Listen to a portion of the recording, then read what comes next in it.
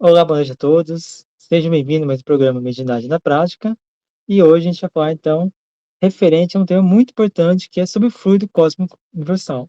Então, o que é o fluido cósmico universal? Quais são as características? Como que se apresenta? Essa e outras questões a gente vai estar falando, recorrendo nesse programa de hoje. Antes de começar, já peço para você se inscrever, deixar seu like, comentar, compartilhar. É muito importante que você divulgue esse vídeo para mais pessoas, para que mais pessoas possam estudar conosco a mediunidade espírita.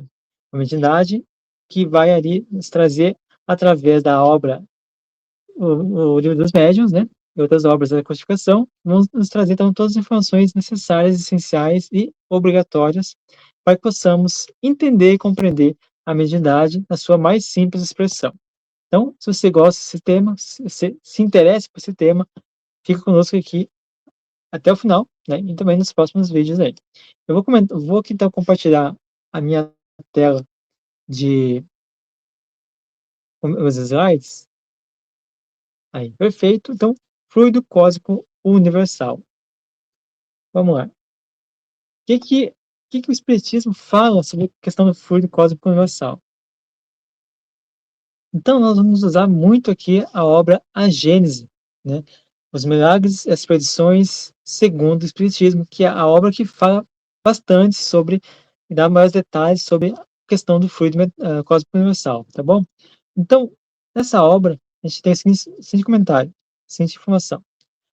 O fluido cósmico universal é, como já foi demonstrado, a matéria elementar primitiva, cujas modificações e transformações constituem a inumerável variedade dos corpos na natureza.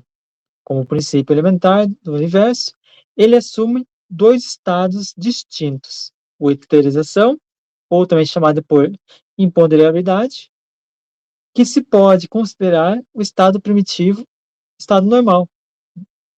E também o segundo estado desse fluido cósmico universal é o estado de materialização ou de ponderabilidade, que é, de certa forma, ou seja, de certa maneira, constitutivo àquele, né? O ponto intermediário do intermédio é o de transformação do fluido em matéria tangível, mas ainda aí não há transição brusca, porquanto pode considerar-se os nossos fluidos imponderáveis como termo médio entre os dois estados.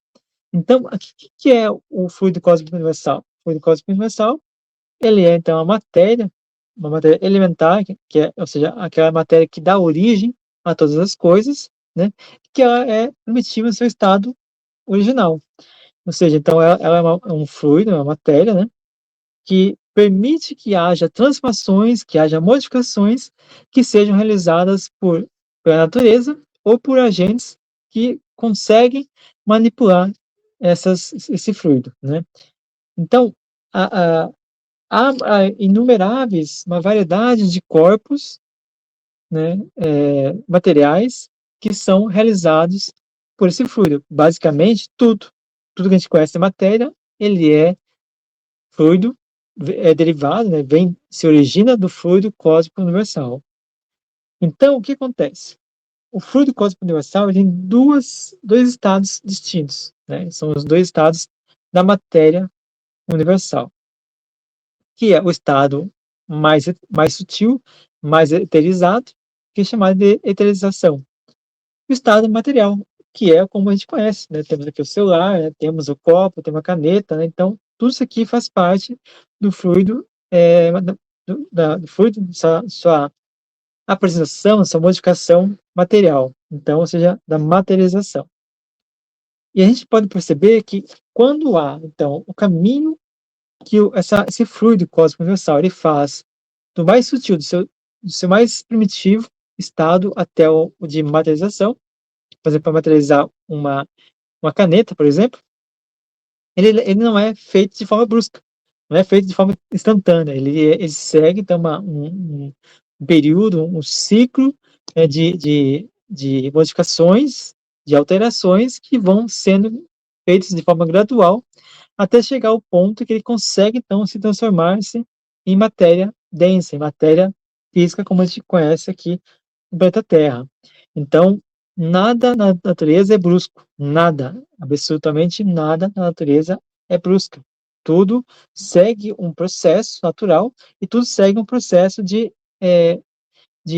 forma mais tranquila, mais serena, sem violentar, qualquer tipo de lei, porque as leis naturais, elas são leis perfeitas, são leis, então, que nos dão condições para que possamos vivenciar aqui na Terra da maneira mais ah, coerente possível, da maneira mais livre possível, para que possamos usar esse fluido cósmico universal na sua expressão material para nossos próprios propósitos, né? Então, eu consigo pegar da madeira, por exemplo, que é uma matéria da natureza, consigo transformar a mesa, consigo criar, então, cadeiras, consigo fazer gente muita coisa com madeira. Assim é com o sol, com a argila, né, com os minerais. Então, consigo manipular, de certa forma, de acordo com minhas limitações, essa matéria aí. E temos também no livro Evolução em Dois Mundos, né, no capítulo Fluido Cósmico, na primeira parte, André Luiz fala o seguinte, que o fluido cósmico é o plasma divino, hausto do Criador ou força nervosa de todo sábio. Nesse elemento primordial, vibram e vivem constelações e sóis, mundos e seres, como peixes no oceano. Basicamente, o que o André Luiz fala aqui é o seguinte, que nós estamos imersos no fluido cósmico universal. Imerso nesse fluido que é como se fosse um oceano, né? Então, é um fluido, uma matéria muito sutil, muito simples, né? Que a gente não consegue perceber, mas a gente analisa que ela vai se transformando. Quando chegar o momento que a nossa ciência puder, então, experimentar as pesquisas mais avançadas, mais criteriosas sobre o fluido cósmico universal, nós perceberemos, então, a transformação da matéria muito sutil, matéria que é invisível aos nossos olhos, se transformar em matéria visível e vice-versa. E o livro dos médiuns fala o seguinte, já disseram que o fluido universal é a fonte da vida. Será, ao mesmo tempo, a fonte da inteligência? É a pergunta que Kardec fez aos espíritos. E os espíritos respondem o seguinte: não, esse fluido apenas anima a matéria. Ou seja, então, muitas pessoas acham que o fluido cósmico universal é aquela matéria que dá origem ao espírito, que dá origem à vida. Na verdade, ela não dá origem à vida, ela dá origem aos objetos, aos materiais físicos, né? Os materiais que não são físicos, mas espirituais também. Mas não é a origem do espírito. O espírito não é composto de matéria. Ele está além disso, né? Ele é o princípio inteligente do universo. Então, nossos corpos, sim, são criados de matéria, né? O nosso perispírito é criado de matéria. Já vi mais à frente o que é perispírito. Os veículos de manifestação do espírito. Praticamente quase todos veículos de manifestação do espírito são criados de matéria mais densa, como o nosso corpo, ou mais sutil, como o nosso perispírito, né? Nosso corpo mental e assim por diante. Então, a gente pode perceber o seguinte, que a fonte da vida não está na matéria. A fonte da vida está no princípio inteligente do universo. Então, uma coisa importante também que a gente tem que entender é que o Kardec perguntou se o fluido cósmico universal seria a fonte da inteligência. Os espíritos também falam que não é a fonte da inteligência, até porque a inteligência é um atributo do espírito. Ele não é a matéria. A inteligência não é matéria. A inteligência é um atributo do espírito, é uma característica do espírito que o espírito começa ali a se desenvolver, começa também a se aprimorar, a ganhar ali, inteligência, sabedoria, e vai então ampliando o seu leque de conhecimento. E aí vai se tornando mais inteligente. Então, por isso que nós começamos então simples, ignorantes, até chegarmos então aí à questão de espírito puro, espírito perfeito, né? Os dois estados do fluido cósmico universal. Então, temos na Gênesis o seguinte: cada um desses dois estados dá lugar, naturalmente, a fenômenos especiais. Ao segundo pertence os do mundo visível, e ao primeiro os do mundo invisível. Ou seja, o estado da materialização se dá ao mundo visível. O estado da eterização se dá ao mundo invisível, né? Os chamados fenômenos materiais são da alçada da ciência propriamente dita. Os outros, qualificados de fenômenos espirituais ou psíquicos, porque se ligam de um modo especial à existência dos espíritos. Cabe na atribuição do espiritismo, como, porém, a vida espiritual e a vida corporal se acham incessantemente, palavrinha difícil, né, em contato. Os fenômenos das duas categorias muitas vezes se produzem simultaneamente, são simultâneas, né, às vezes. No estado da encarnação, o homem somente pode perceber os fenômenos psíquicos que se prendem à vida corpórea. Já os de domínio exclusivamente do espírito, do mundo espiritual, escapam aos sentidos materiais e só podem ser percebidos no estado da matéria. Então, ou seja, temos aqui a seguinte relação, que tudo que é visível faz parte aí da matéria, né, do estado do fluido cósmico universal, da materialização, estado da matéria. E temos aqui também o estado da eterização, que é o estado espiritual, né? Então, nós podemos perceber o seguinte, que temos, então, o veículo do psíquico, né? Que ele pode estar tanto no plano físico, quanto no plano espiritual. Há essa transição, né, entre um e o outro, porque a gente percebe que no programa passado nós estudamos então os elétrons materiais e os elétrons metais. Os elétrons materiais são aqueles que a gente consegue estudar, consegue observar. Já os elétrons mentais a gente não consegue perceber. Só o mundo espiritual consegue visualizar, consegue estudar e observar esses elétrons. Então nós percebemos que há um processo de transição entre um mundo e o outro, né? Que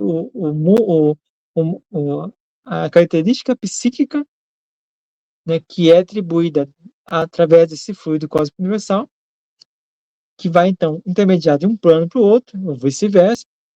Há, então, alguns que é, no caso, eletromaterial, que, então, ou as partículas materiais, que, então, se transformam, né, se caracterizam através da matéria. Já a matéria que se caracteriza no mundo espiritual. E isso explica muito uma coisa, né, que na ciência nós temos, então, um estudo muito interessante, que o elétron, por exemplo, ele pode se comportar como onda ou como matéria. Quando ele se comporta como matéria, nós conseguimos prever aonde poderia estar o elétron, circulando ao redor do átomo.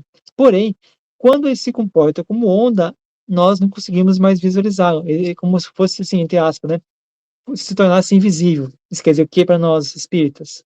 Quer dizer que esse elétron, ele se sutilizou, se eterizou, ou seja, voltou para o estado mais sutil, que é o estado da eterização, né? Então, a gente pode entender isso aí. O estado de eterização. O estado de eterização, no fluido cósmico, não é uniforme, ou seja, não há uma forma específica, né? Então, quando a matéria está ali na forma etérea, na forma de eterização mais sutil, a gente não consegue ter uma, uma matéria uniforme, algo que tenha uma forma específica. Então, a gente não consegue ver a forma específica. Sem deixar de ser etéreo, sofre modificações tão variadas em gênero e mais numerosamente, talvez, do que no estado da matéria tangível. Então, ela tem mais características, tem mais modificações do que na matéria como nós a conhecemos e a estudamos. Essas modificações constituem fluidos distintos que, embora procedentes do mesmo princípio, são dotados de propriedades especiais e dão lugar aos fenômenos peculiares ao mundo invisível. É que estou aqui lendo no tablet e está muito pequena a minha fonte aqui, né? Estou conseguindo uma dificuldade de ler aqui. Os elementos fluídicos do mundo espiritual escapam aos nossos instrumentos de análise e à percepção dos nossos sentidos, feitos para perceberem a matéria tangível e não a matéria etérea. Os fluidos mais próximos da materialidade, os menos puros, são aqueles que compõem o que poderíamos chamar de atmosfera espiritual da Terra. Ou seja, olha só que interessante, que os espíritos e o Allan Kardec falam aqui, que embora nós tenhamos, então, aí dois, né, dentro da matéria espiritual, matéria de eterização, tenhamos, então, uma, uma forma, sem a matéria sem ter uma forma específica, sem ser um conteúdo uniforme, nós temos, então, várias expressões, várias propriedades que dão características específicas para cada apresentação, cada formação da matéria no mundo espiritual. E vemos também o seguinte, que é muito interessante, que a matéria etérea, ela aquela que está mais próxima da matéria física, ela, então, é a que nós conhecemos na matéria chamada atmosfera espiritual da Terra, que é nada mais, nada menos do que os mundos, né, ali que circundam o planeta Terra. Então, seria o mais próximo da matéria como a gente conhece. Porque se a gente for perceber, se vocês tiverem ou tiveram alguma possibilidade de experienciar saídas do corpo, vocês vão poder perceber que quando você sai do corpo, você vai ver no outro lado, né, no mundo espiritual, portas, casas, né, você consegue tocar nas casas. É uma matéria. É a matéria mais próxima do nosso, da matéria que a gente conhece aqui. Então, a gente consegue dar impressão, a gente consegue imprimir pela vontade, pela mente, a matéria como a gente conhece aqui na Terra. Agora, quando a gente for para mundos ou para planos espirituais mais evoluídos, a matéria começa a perder essas características de densidade, de poder tocar nelas, de tangibilidade, né? Estado de materialização. Os fluidos mais próximos da materialidade, os menos puros, consequente, por, por, compõem o que se pode chamar a atmosfera espiritual terrestre. É o que a gente acabou de ler agora. É desse modo, onde igualmente vários são os graus de pureza que os espíritos encarnados e desencarnados deste planeta aurem os elementos necessários à economia ou organização de suas existências.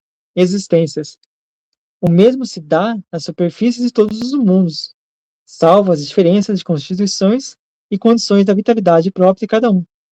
Quanto menos material é a vida neles, tanto menos afinidade têm os fluidos espirituais com a matéria propriamente dita.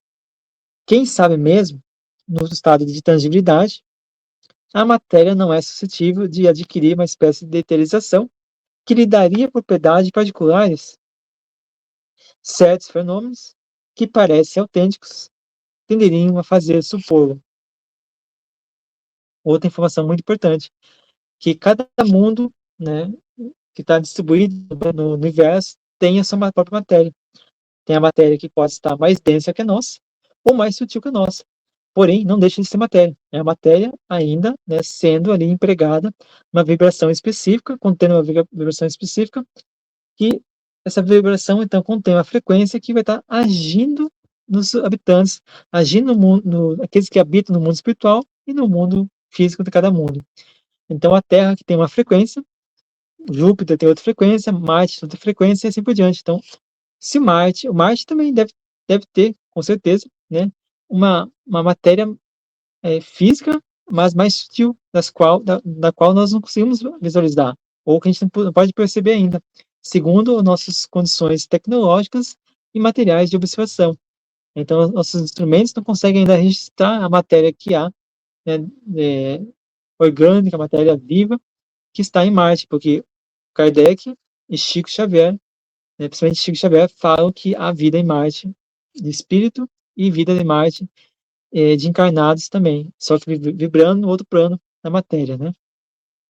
Um plano mais sutil da matéria, como nós a conhecemos. Então, com certeza, a gente vai estudar mais para frente, né, essas questões de vibrações e frequências. A pureza do fluido cósmico universal. A pureza absoluta, da qual nada pode nos dar ideia, é o ponto de partida do fluido universal. O ponto oposto é em que ele se transforma em matéria tangível. Ou seja, então, a matéria tangível, que é essa que a gente está vendo, que eu consigo ver, que você consegue ver, a gente consegue tocar, é matéria oposta da pureza. Então, é a matéria mais primitiva, é a matéria primitiva que não é pura, não é uma matéria pura, né? Então, é a matéria, vamos dizer assim, tangível. Então, a matéria pura é quando o fluido cósmico universal se encontra ali na sua forma mais elementar, na sua forma mais primitiva, que é a pureza absoluta. Entre esses dois extremos se dão inúmeras transformações, mais ou menos aproximadas um de outro, aproximadas de um ou de outro. Ou seja, quanto mais tangível, né, a gente transformar aquela matéria, mais próximo do mundo material como nós conhecemos ela é. Quanto mais sutil for a matéria, mais próxima do fluido cósmico universal ela é. Então a gente pode perceber o seguinte: nós temos vários fluidos, né, que a gente vai estudar mais para frente, que vão fazer com que a gente perceba que esses fluidos, por exemplo, o fluido vital, que a gente vai estudar daqui a pouquinho, ela é mais próxima de nós, mas é um fluido sutil. A gente não consegue ver, a gente não consegue sentir, mas é um fluido sutil. É um fluido que é material, mas a gente não consegue perceber ele, né? Então, embora a gente não consiga ver, ainda ela existe e ela nos conduz nas, na existência, nas condições de existência da nossa vida orgânica aqui na Terra. As ações dos espíritos sobre os fluidos. Aqui é uma coisa muito interessante, que como os espíritos agem sobre os fluidos. Aqui eu trouxe somente uma informação, porque daria um programa inteiro para a gente falar isso, a gente vai falar isso mais à frente, em outros programas, que é o seguinte: os fluidos espirituais que constituem um dos estados de fluidos cósmico universal são, ao bem dizer, a atmosfera dos seres espirituais.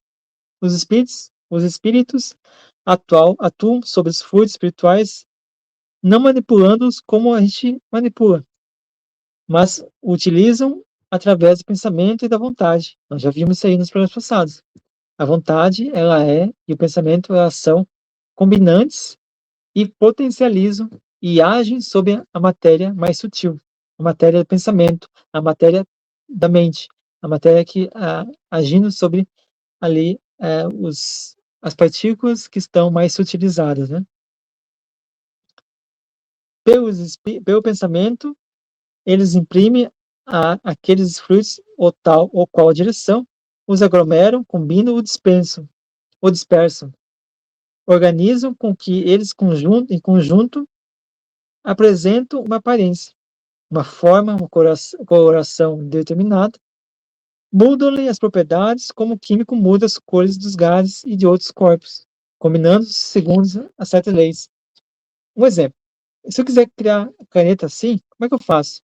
Eu recolho a matéria-prima, faço um processo, eu não, simplesmente não sei como é que faz uma caneta, mas faz um processo de modelar a caneta, né? Então, passo vários processos químicos, né? Vários processos de limpeza, de organização, de modelagem da caneta, até chegar à caneta. Então, o processo é totalmente mecânico, o processo é totalmente material, precisa de tecnologia, que precisa de ferramentas para fazer isso. Porém, a matéria, se eu quiser criar uma caneta no plano espiritual, como é que eu faço? Pelo pensamento e vontade. E se explica por quê. O que se explica? Explica como que os espíritos têm roupa lá no mundo espiritual. E se explica como os espíritos têm casas, têm veículos, têm umas cidades. Então, o pensamento no mundo espiritual e no mundo físico é o veículo de manifestação mais importante do espírito.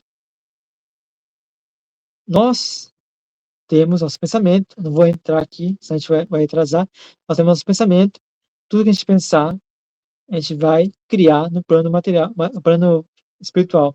Se eu estiver pensando, tendo uma memória, um pensamento, ou lembrando uma coisa, eu vou estar criando essa cena, ou esse objeto, ou esse material, ou esse sonho, no plano espiritual. Então, nós somos responsáveis por aquilo que a gente pensa. Fluido espiritual. Os fluidos espirituais representam um importante papel em todos os fenômenos espíritas. Ou melhor, são o princípio desses fenômenos. Então, na Revista Espírita de março de 1863, fala que os fluidos espirituais são aqueles veículos, são aqueles meios, matéria-prima, vamos dizer assim, que realizam a fenomenologia da mediunidade, pensamento, das ações, das intenções, da parte psíquica. Logo, a gente pode perceber e compreender que todo fluido espiritual ele vai ser criado pela vontade, vai ser manipulado pela vontade e pelo pensamento, fazendo com que todos os fenômenos, então, mediúnicos, sejam realizados pelo pensamento e pela vontade. Mesmo aqueles que nós não tenhamos, né, nós não tenhamos ali uma participação direta, o pensamento, ele vai criar uma frequência em nós. Tudo que a gente pensa, tudo que a gente faz, tudo que a gente realiza no dia a dia, nós vamos criar em nós, então, um campo vibracional, um campo que vai estar vibrando uma frequência específica. E tudo que estiver próximo dessa frequência consegue se conectar a nós. Nós somos como rádios, né? E temos também o fluido material. No mundo maior, fala o seguinte: o fluido vital nada mais é do que o próprio fluido cósmico, em grau de condensação, que o torna apto a servir como combustível à vida orgânica. Então, o fluido vital, que é um fluido material, ele está servindo a nossa vida orgânica, nossas células, nossas moléculas, né? Então, nossos órgãos vai ser alimentado pelo fluido cósmico, pelo fluido vital, né? Que é uma das transformações do fluido cósmico universal. E no livro dos médiuns, temos o seguinte: sabe-se que o papel capital desempenha a vontade em todos os fenômenos do magnetismo. Tipo isso anteriormente. Vontade não é um ser, uma substância qualquer. Não é sequer uma propriedade da matéria. A vontade é um atributo essencial do espírito, isto é, do ser pensante. Com o auxílio dessa alavanca, ele atua sobre a matéria elementar e, por sua vez, na ação consecutiva,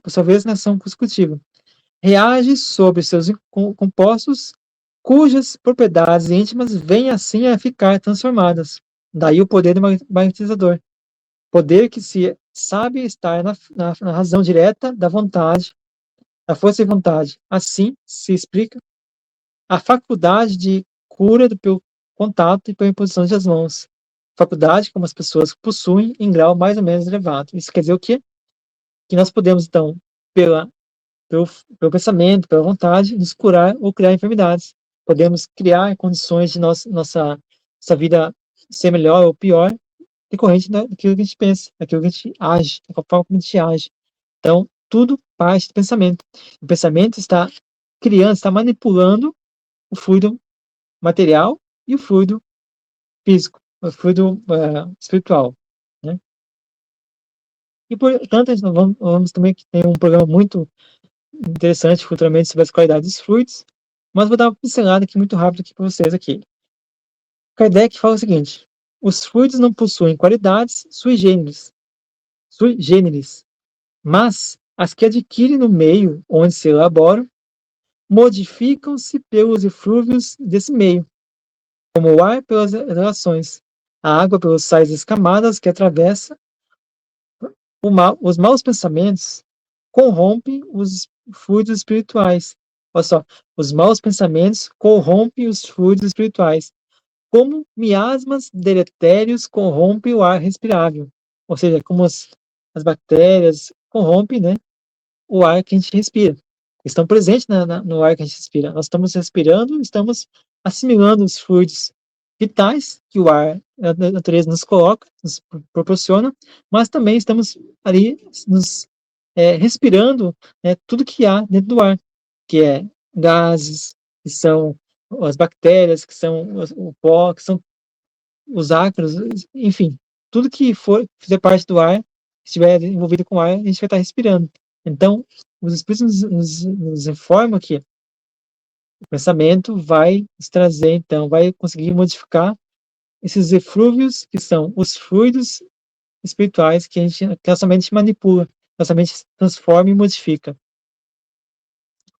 Os fluidos que envolvem os espíritos maus, ou que estes projetam, são, portanto, viciados, ao passo que os que recebem a influência dos bons espíritos são tão puros quanto comporta o grau de perfeição moral destes. Ou seja, se eu estou, então, com um pensamento focado no mal, eu vou estar recebendo a companhia dos maus espíritos, mas também dos seus pensamentos, das suas emanações, das suas exalações fluídicas. Então, estou respirando aquele ar fluídico do mundo espiritual inferior. Assim é com o mundo espiritual superior. Se eu estou, então, focado na vibração, minha mente focada no bem, focada naquilo que eu quero buscar para mim, né, que é trazer, melhorar minha elevação, meu pensamento, minhas ações, minha atitude, minha vida, estaria aproximando, então, de mim um plano espiritual superior.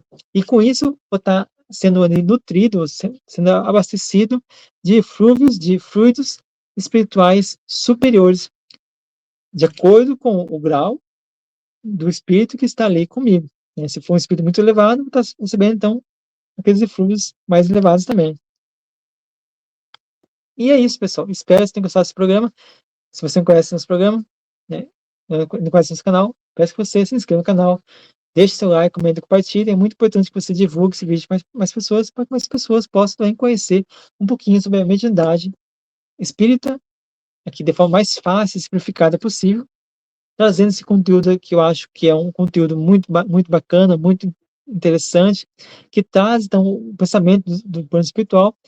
Eu acho que é interessante a gente abordar esse tema de forma mais sincera possível, mais transparente possível. Então, se você gosta desse tema e gosta de estudar sobre esse tema, peço que você se inscreva no canal, dê seu like aí e comenta muito o que você achou, qual parte que você gostou, quais são suas dúvidas, quais são suas sugestões de programas, deixa aí, para a gente poder então ler e também aprender com vocês um pouquinho, cada um de nós temos a oferecer.